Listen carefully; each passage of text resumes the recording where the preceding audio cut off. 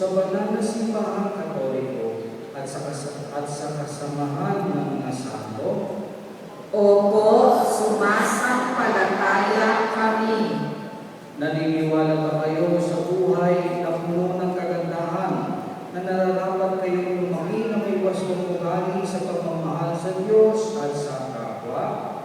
Opo, naniniwala kami. Naniniwala ba kayo na tatanggapin ninyo si Jesus sa banal na pakikinabang na siyang nagbibigay lakas at biyaya upang lumaki kayong kapaki-pakinabang?